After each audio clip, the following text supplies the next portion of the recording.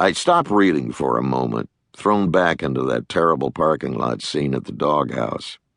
As suddenly as if it were yesterday, it all came crashing back.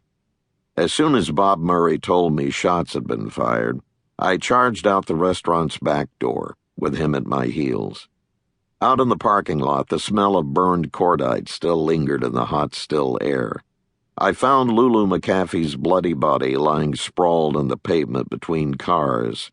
A green bit of paper that I recognized as the check from someone's table was still clutched in her hand. I checked her pulse first.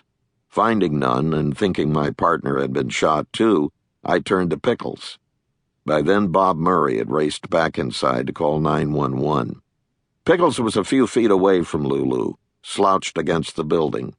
Kneeling next to him, I looked for a wound of some kind, but there wasn't any. Whatever had happened to Pickles, he hadn't been shot. But I did find his gun, and I could tell it had been recently fired. He kept trying to talk to me, but all I could make out from his mumble was that there had been two guys, and they had taken off on foot. I knew that if Pickles had taken a pot shot at the two fleeing bad guys, there was going to be hell to pay. And I didn't want my fingerprints anywhere on the gun. I used a pen to ease his Smith & Wesson out of his lap and sat it down on the pavement. He kept trying to talk to me, but most of what he said was too garbled to understand. Eventually, the Medic 1 guys showed up. At the time, Seattle had bragging rights because Medic 1's still relatively new presence in the city had made Seattle the best place in the world to have a heart attack. By the time the ambulance showed up, I was pretty sure that that's what we were up against. A heart attack. As soon as the EMTs took over, I heard the sounds of arriving patrol cars converging on the area.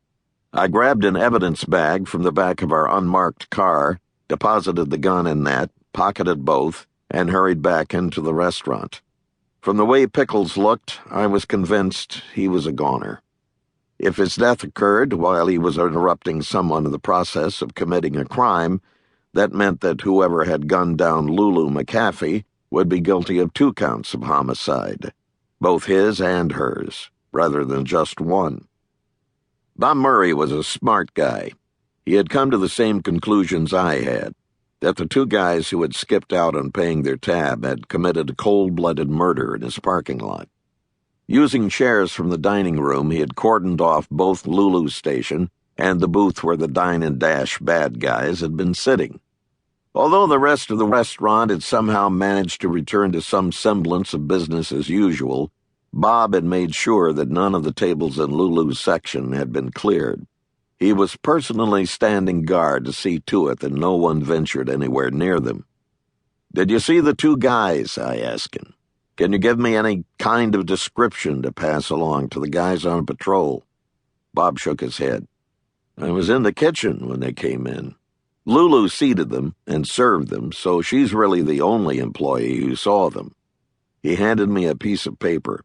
On it were scribbled several names and phone numbers written in several distinctly separate styles of handwriting. "Who are these?" I asked. "They're the people who were seated at nearby tables," he told me. "I had them write down their names and phone numbers in case you need to get back to them." "Any of them still here?" Bob nodded, but his customary grin was missing in action. "All of them," he answered. "I sent them to the bar and told them to have one on me while they wait." See there? I told you Bob Murray was a smart guy. I glanced over at the booth. "Nobody's touched it?" "Nope," he said, "and I aim to keep it that way."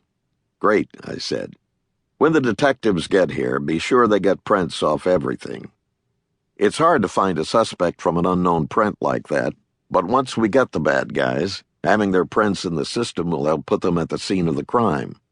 "You got it," Bob told me. "I'll see to it."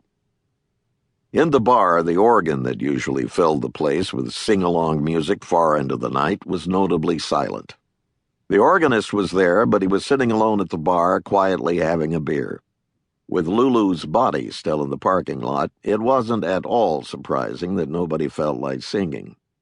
In the darkened room, seated against the far wall at 4 separate tables, were the other 8 people who had been seated in Lulu's station at the time all hell broke loose.